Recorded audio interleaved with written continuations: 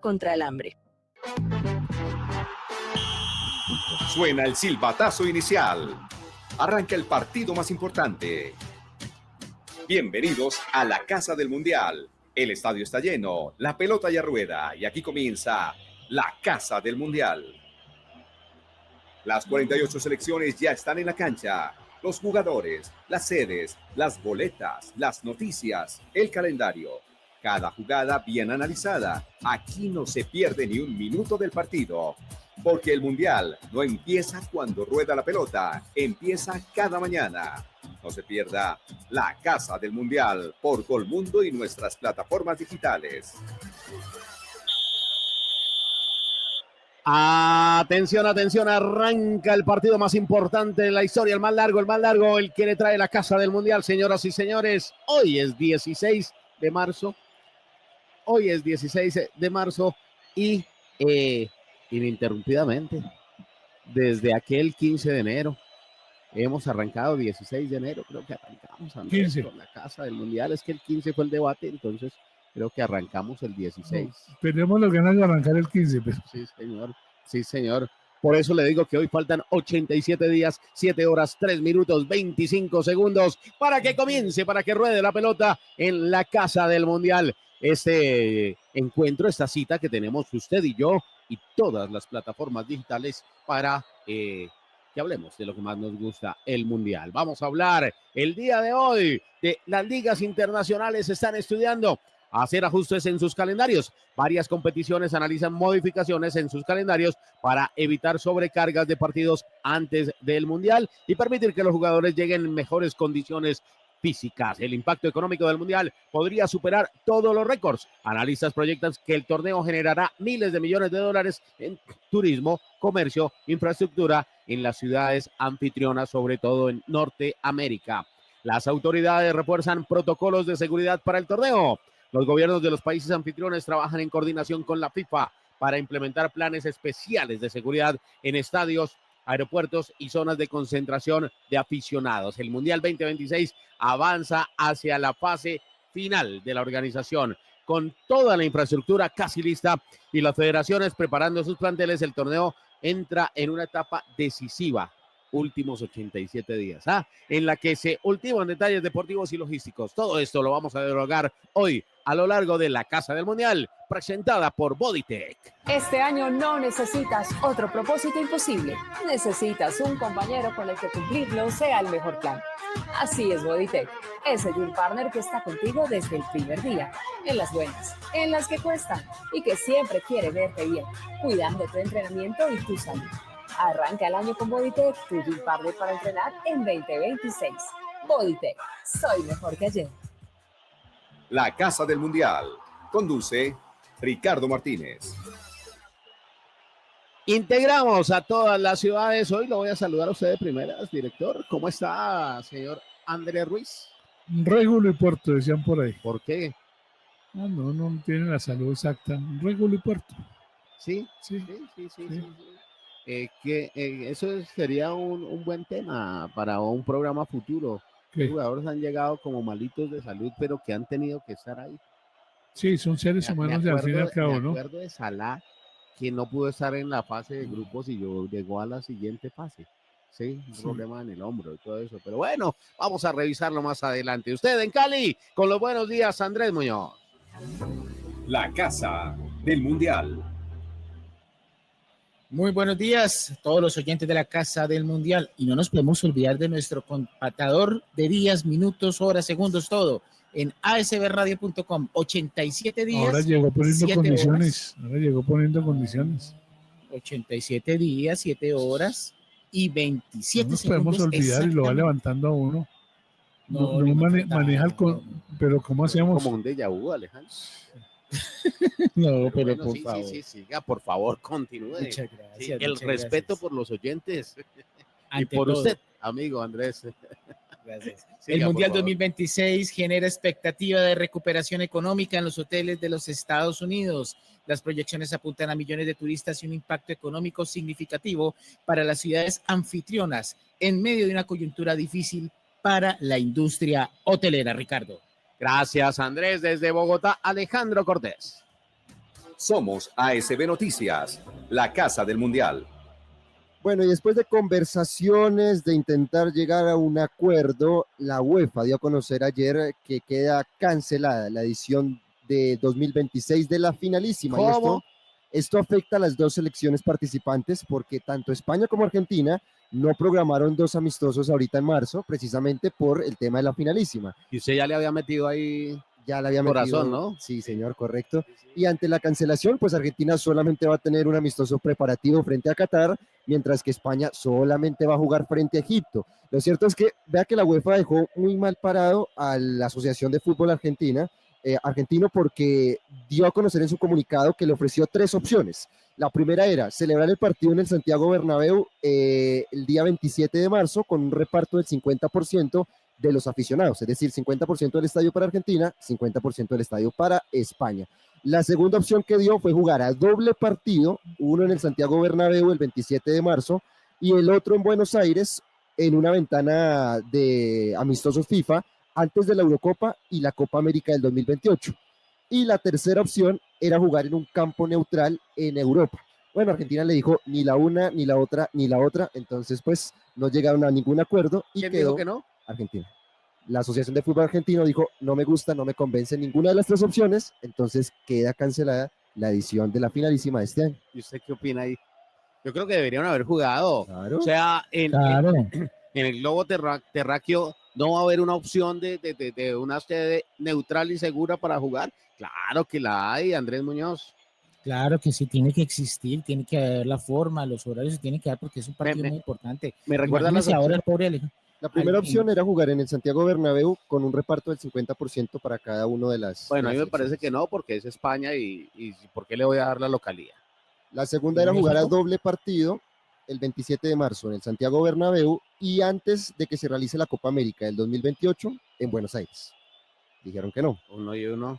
Y la tercera era jugar en un campo neutral en Europa. Tampoco. Yo hubiera puesto el campo neutral en Estados Unidos, ¿sabe?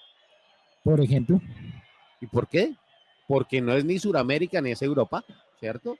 No es ni para usted ni para mí. Y porque ahí se va a realizar el Mundial. Pero bueno. Mi querido Willy, vamos con un cambio de frente porque arrancamos con el tema de conversación hoy para la Casa del Mundial. Cambio de frente. Nos movemos a otro sector de la cancha. Y para movernos a otro sector de la cancha, voy a traer a colación lo que sucedió la semana pasada, Alejandro, y fue el tema de la especulación del problema entre John Hader Durán y varios jugadores de la selección Colombia. Se mete el pibe a decir que había habido división, peleas, sale John Hader Durán a decir que un exjugador no podía hablar de cosas que no conocían, a retar. No quiero darle protagonismo al señor Durán, que sabemos que es una persona polémica, sino quiero traer el tema del camerino. ¿Quién manda en el camerino? ¿El técnico o los jugadores? En esta selección yo creo que y un técnico que tenga un equipazo, pero un camerino dividido, ¿puede o no puede aspirar a ser campeón? Recuerdo varias cosas, ¿no? Como por ejemplo, se decía que Colombia en 1994 tenía un equipazo, pero tenía desórdenes en el camerino, fiestas, permisividades, algunos jugadores no estaban contentos. Abro debate, señores. ¿Qué pasa con los equipos que tienen camerinos divididos, Alejandro? Pues eso es una bomba de tiempo, la verdad. No siempre es malo. Si bien en el 94 sí se dio el capítulo negativo para nosotros porque se le salía de las manos a Maturana el tema del camerino. Ahora en la selección no es por indisciplina, porque los jugadores que uno ve hoy por hoy convocados a la selección Colombia no es que sean indisciplinados, pero sí siento que en este equipo de Néstor Lorenzo hay más autoridad de los jugadores que del mismo técnico. Caso puntual, yo sí lo voy a decir con nombre y apellido, a James Rodríguez. James Rodríguez es un jugador que es determinante en las decisiones que tome el técnico. Veamos, por ejemplo, en el partido frente a Uruguay, ese partido que se perdió en Montevideo en el último minuto, James Rodríguez estaba lesionado y le dijo al técnico que él quería jugar y lo metió a jugar aún así estando lesionado. Entonces, siento que tanto para la convocatoria como para decisiones importantísimas, Néstor Lorenzo sí o sí le consulta todo a James Rodríguez. ¿Y eso está bien o está mal, en su opinión, Alejandro? Para mí está mal porque la autoridad es el técnico. Se dice que Messi decía con quién jugar y con quién no jugar, que antes de Scaloni, o incluso a la llegada de Scaloni, Messi se sentó y le dijo, venga Scaloni, venga, yo le rindo, pero usted tiene que alinear a estos y recuerda lo que pasó con el Kun Agüero, con otros tantos jugadores. Tiene razón usted, pero lo que pasa es que yo ahí sí hay que, como dirían por ahí, hay que respetar los rangos. Messi Messi. ¿cuánto le ha dado a Argentina? Espere, a ver, Messi es Messi, pero James no, no es lo que James. pasa es que, y además Messi en su momento también no impuso condiciones, sí, que apoyó en temas de convocatoria, eso es verdad, pero de momento que de pronto no estaba para jugar, no jugaba. Pero es que James, cuando no está para jugar, aún así lo colocan. Cuando no juega, como por ejemplo ahorita que no está jugando, que solamente lleva como jugó, ¿no? 20 minutos este fin de semana, lo van a convocar. Sí, pero mientras Messi nunca estuvo en óptimas condiciones físicas, no lo llamaron. Usted, señor Muñoz, ¿qué opina de los camerinos divididos? ¿Qué opina de ese Colombia 1994? ¿Qué opina del Colombia actual? ¿Qué opina de Argentina con Messi? Yo estoy seguro y creo en la autoridad siempre del director técnico adentro y por fuera de la cancha. Debe ser el único, como lo hemos demostrado varios jugadores. Lo que pasa es que muchas veces la soberbia y el egocentrismo de los jugadores de fútbol supera el trabajo de lo que puede hacer un técnico. Para mí el señor Lorenzo nunca ha tenido poder de decisión sobre la selección Colombia. Las vacas sagradas son las que mandan en Colombia. Como igual con Messi, la misma situación y escalón. Caramba, diga nombres, espere, No que es que ningún Colombia, problema, Tatán, David yo no sé si usted me Ospina. ayuda a buscar ese dato, 38 partidos invictos de la selección fueron, sí. 38 partidos invictos y el señor Muñoz dice que Néstor Lorenzo nunca ha tenido el dominio del camerino. No lo ha tenido. Dios, no lo ha tenido. Dios. ¿Qué tal si fuera, o sea, cómo logró esos 38 partidos? Si no, jugando contra grandes selecciones, ¿no? Jugando contra Alemania, contra Francia, contra España, Brasil, Argentina. Fueron 38 partidos, señores. Bueno, veremos en el 38. Mundial entonces. No, porque el Mundial usted puede llegarle, voy a utilizar un término de la especialidad de Alejandro, usted le puede llegar la pájara un día, ¿cierto? Para los que no manejan el término de la comunidad ciclística, la pájara es tener un mal día, ¿cierto? Usted tuvo un mal día, le salió todo al revés, como por ejemplo Millonarios contra Boyacá Chico, en la pájara, y se va todo al traste, pero usted no puede desconocer cuánto lleva Néstor Lorenzo, casi 2 años con la selección. Creo que más, creo que lleva 3, si no me equivoco. Ayúdame, Tatán, con el dato, cuánto lleva Néstor Lorenzo, creo que van a ser 2 años para esto. Bueno, pero miren, vamos a hablar un poco de la historia. Colombia llega como favorita al Mundial 1994 porque, entre otras cosas, le había ganado 5-0 a Argentina. Sí, correcto. ¿De acuerdo? Se habla que en ese Mundial, ya, imagínense, del 94 al 2026, ¿cuántos años hay? ¿32? ¿Me equivoco? 4, sí. Listo. En ese Mundial ya se había hablado de que habían apuestas, ¿sí? De que el camerino se dividió entre la lealtad del técnico, los que siguen a Pacho Maturana, ¿sí? Y los que veían como yo llego fresco, me voy de rumba, llego al fresco, yo le llego al partido. Incluso Faustino Asprilla, hay anécdotas de que llegaba al aeropuerto porque no llegaba al hotel, no llegaba a la concentración y no se iba con todo el mundo. Incluso pagó tiquetes de su plata para llegar a partidos a partidos con costo de él, sí.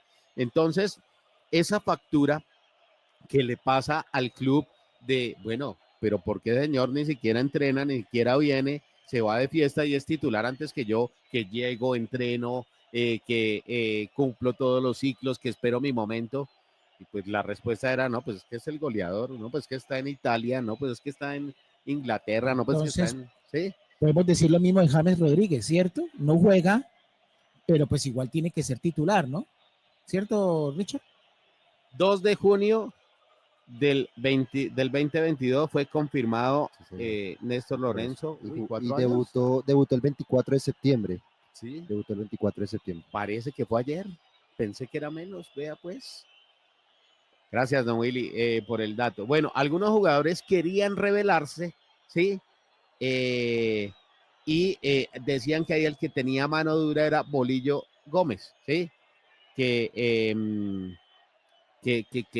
ponía como las cosas duras ahí en el camerino, sobre todo con conflictos con Barrabás Gómez, con todo lo que pasó en esa selección, unido, Alejandro, al favoritismo que tenía Colombia, al favoritismo porque pues haberle ganado a Argentina en Argentina, en el Monumental 5-0, pues hombre, venían precedidos de una vara muy alta que no se supo manejar.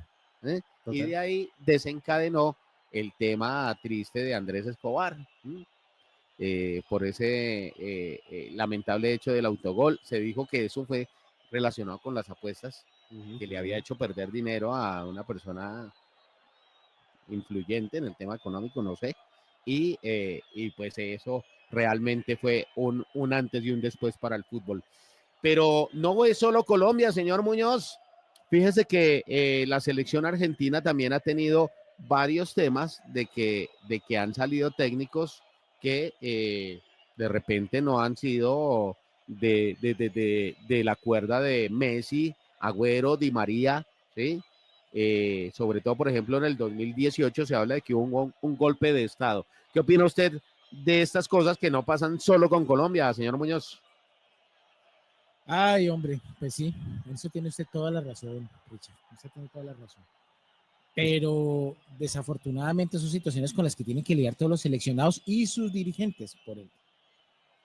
Se habla, Alejandro, bueno, quiero su opinión de ese 2018, Alejandro, para después hablar de Brasil en el 2006, que también tenía figuras destacadas. Pero hablemos primero de Argentina 2018, Alejandro. Bueno, lo que pasa es que en un equipo con tantas estrellas como Argentina, una selección puntualmente, sí el tema complicado de imponer autoridad, porque si la impones demasiado, te van a tomar represalias, y si no la impones, pues se te sale el equipo de las manos. Creo que en su momento usted se refiere a Jorge Sampaoli, ¿cierto? Sí. Que con Argentina llegó hasta... No sé si Argentina no clasificó a octavos de final del Mundial 18. Sí. No, sí, corrijo. Jugó contra Francia en los octavos de final. Pero es una selección que en ese entonces sí creo que a Sampaoli se le salió de las manos, pero no solo por eso, sino porque Sampaoli te da un estilo totalmente distinto al que querían los jugadores. Aparte de eso, yo creo que llegó al banquillo sin tener la experiencia necesaria, aunque ya había dirigido un Mundial, porque dirigió a Chile en el 2014, pero no era del gusto de los jugadores. Y de hecho, antes de llegar al Mundial, ya se veía la relación rota, que lo sostuvieron porque ya no había más tiempo y porque prácticamente fue un tiro al aire, una moneda al aire, a la suerte, a ver cómo le iba, pero eso se veía que a Argentina le iba a ir muy mal. Uno ve la preparación de Argentina antes del Mundial de Rusia 2018 y se veía un equipo pobre, sin estilo de juego, poco efectivo, y todo eso quedó demostrado cuando agónicamente le ganan a Nigeria en el último partido de la fase de grupos, avanzan con lo mínimo avanzaban a octavos, y los cogió una selección como Francia y ahí les dio un golpe de realidad. Mire que Richard, yo le doy un ejemplo distinto en la selección Colombia, distinto a Maturana y distinto también al profesor Lorenzo, y es el ejemplo de Jorge Luis Pinto. Sí. ¿Recuerda usted que Jorge Luis Pinto, cuando tuvo la selección Colombia, muchas críticas, arrancando obviamente por Fabián Vargas, quien aseguraba que no estaba de acuerdo con la manera como el profesor Pinto trabajaba a los seleccionados en esa época? Sí, de acuerdo. Exactamente, que les hacía exceso de ejercicios y ellos venían de trabajar en sus equipos, en sus clubes, para reventarse, como decía Fabián Vargas, con unos ejercicios y unas puestas físicas muy fuertes para lo que era una selección. Ahí está. Entonces, muchas veces, no solamente son los técnicos y también los jugadores, que en cierta manera no son capaces de aceptar que hay una cabeza una persona que está responsabilizada y que es lógico que tiene que dar los resultados con o sin ellos. Mire que hablando de esto que expone Andrés Muñoz, Alejandro, uno de los técnicos, creo que fue Mourinho, ¿sí? Que habló del concepto del hombre y del jugador, ¿sí? Decía que era muy, muy difícil manejar jugadores que ganaban más dinero que el técnico, que tenían más exposición mediática, eran más famosos que el técnico, ¿sí? Y que, lo dijo usted, manejar tantas figuras, ¿sí? Manejar esa frase de esos jugadores que tienen el estatus de intocable, ¿sí? Pero ¿hasta dónde llega la permisividad? Dijo Mourinho, ¿sí? En una intervención explicó que la gestión de esos jugadores requiere un tipo de psicología diferente. ¿Qué dijo? Dijo, si un jugador tiene más seguidores que el club o gana 3 veces más que el entrenador, tú no puedes imponerle tu autoridad por la fuerza. Tienes que convencerlo. Si no lo convences, estás muerto. Y creo que es lo que puede estar pasando perfectamente con James, ¿cierto? Pues cuánto puede ganar James en comparación a Lorenzo, ¿sí? Y cuánto puede ganar Cristiano, cuánto puede ganar Messi, cuánto puede ganar peladito como Lamine Yamal, ¿cierto? Mbappé, jugadores que de repente están en otro momento. ¿Cuánto puede dejar John Hader Durán, ¿sí? En comparación a los técnicos que han tenido, ¿sí? Pero no es solamente ganar dinero, es que has ganado como futbolista, además del dinero. Y otros factores, La por gloria, ejemplo, ¿no? usted colocaba a Lamine Yamal, ahí se une 3 cosas: dinero, ego e inmadurez, porque al ser tan joven es inmaduro. Sí, pero Yamal no ha ganado nada. Pero listo, perfecto. Vamos a tomar el tema de John Hader Durán. Me corrige, Alejandro, este dato no es preciso. Creo que él viene de la cantera del Envigado. Sí, correcto, sí, sí. Listo, perfecto. No sabemos cómo fue su niñez, si viene de una familia adinerada o no. Sí, de pronto usted tiene ese dato, Alejandro, me puede ayudar a buscar. Pero de un momento a otro se va con cifras astronómicas. ¿Cuánto fue de su paso? Creo que alcanzó a valer 80 millones de euros. Cuando estaba en el Aston Villa, sí. De acuerdo. De eso le queda un porcentaje importante, pero no hablemos de los 80 millones como plata, sino lo que representa. ¿Qué equipos me están peleando? ¿Cierto? Llegó a decir el técnico que quiera tenerme, o si la selección quiere ganar, tiene que ponerme, ¿cierto? Entonces, cuando llegan estos comentarios, Mourinho también hace relación a eso. Mire, habla de algo que él llamó la generación de cristal, ¿sí? Mourinho criticó la riqueza extrema a edades tempranas, a los 20 o 22 años. Dijo, mata la resiliencia. Ha mencionado que antes los jugadores buscaban ganar para fama, para tener protagonismo y ser ricos. Hoy ya son ricos antes de tener fama o antes de haber ganado nada. Eso, según él, rompe la jerarquía natural del camerino, porque al jugador siente que no necesita al entrenador para tener éxito financiero. Ahí está. Ahí está, pero vuelve y juega. ¿Qué has ganado? Porque si vos decís un jugador como Cristiano Ronaldo, que ha sido campeón de la Copa en Europa, que ha jugado importantes partidos y lo ha ganado todo con los diferentes equipos con los que ha jugado, pues hay una situación donde no se trata de hacer todo lo que él pida, pero sí escuchar lo que él piensa sobre el equipo que está jugando. Lo mismo pasa con Messi, pero el jugador Durán, donde equipo tras equipo sale en muy mala situación, donde los presidentes y los técnicos se quejan de él, pues, pero es que ahí está la polémica, Andrés. Es difícil comparar la mentalidad de Cristiano con la de John Hader. John Hader es un jugador que es inmaduro, por lo joven, egocentrista, mientras un Cristiano Ronaldo se ha mantenido más de 15 años en la élite del fútbol. ¿Por qué? Por su disciplina y su mentalidad, porque tiene los pies sobre la tierra. ¿No? Entonces, que defiende todavía a Durán. Es complejo, ahí es a lo que voy. Ha estado mal rodeado John Hader Durán, sí. No hay alguien que le haya colocado los puntos sobre la sí, sí, también es cierto. En algún momento se va a tener que dar cuenta, pero lo que sucede es también que yo estaba acá revisando, y con respecto a lo que decía Ricardo, vea, John Hader Durán nació en el 2003 en Medellín, vivió una niñez marcada por la escasez, la violencia, pero por una pasión inquebrantable por el fútbol. Como lo que pasa acá en Colombia, la mayoría de los casos, escasos recursos, se la tienen que jugar toda por la pasión del fútbol y tanto pocos recursos que tuvieron que en algún momento cuando lo tienen todo, pues se van por otro lado, lastimosamente, no tienen la mentalidad como si la tienen otros jugadores o la han tenido otros jugadores para hacer no solamente del fútbol una pasión, sino realmente una profesión. Pero mira que ¿sabe qué es lo más grave? Sí. Richard, ¿sabe qué es lo más grave de todo esto? Sí. Es el contexto con el que dejan precisamente parar el fútbol colombiano frente a las ligas más importantes en Europa. Y ahí es cuando los equipos piensan 2, 3, 4 y 5 veces, investigan, indagan su pasado, su presente, cómo puede llegar a ser su futuro más allá de su situación futbolística. Afortunadamente, casos como el de Luis Díaz hacen que esto precisamente sea un motivo de orgullo para nosotros. Pero el caso de John Jader Durán, estoy seguro que los equipos por los que ha pasado lo van a pasar pensar 2 y 3 veces antes de volver a contratar un colombiano.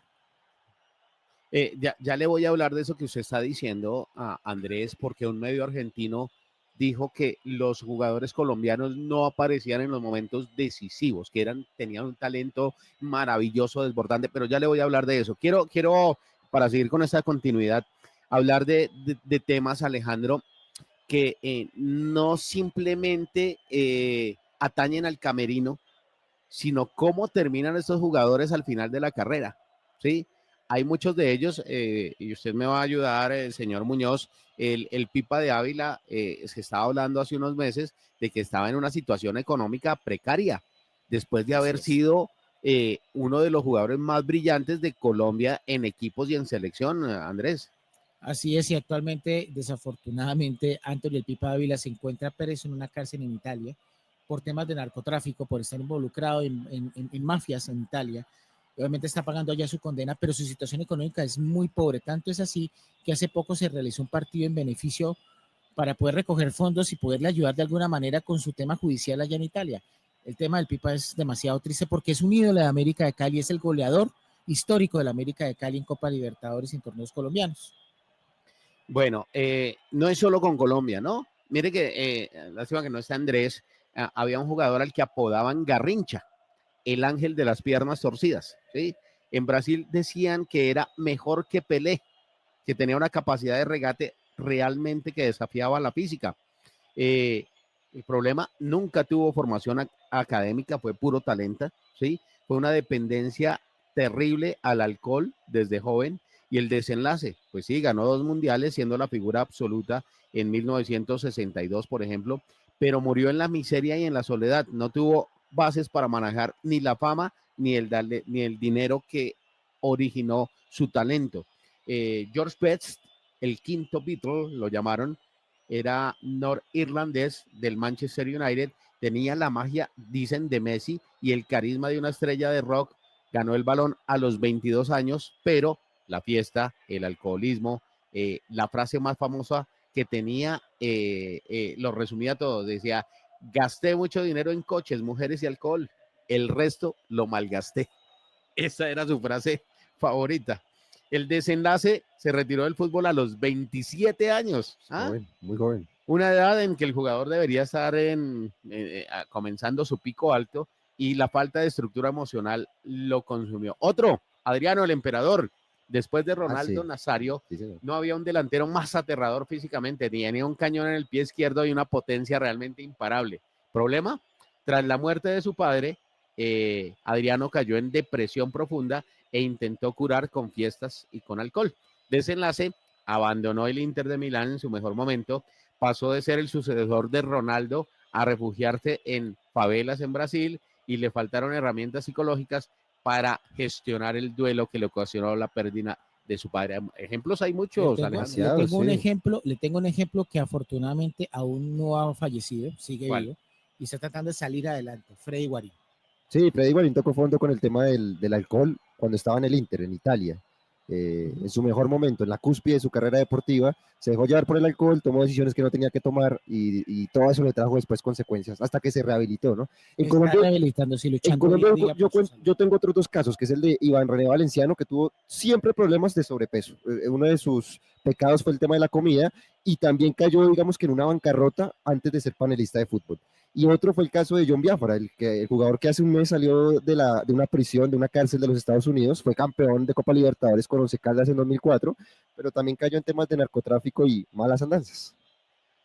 Bueno, vamos a cerrar el programa de hoy hablando de lo que dijo el medio argentino hace poco. Habló de jugadores como Edwin Cardona, Fran Fabra, Sebastián Villa, citando los problemas que han tenido ellos, no en la cancha, afuera de la cancha.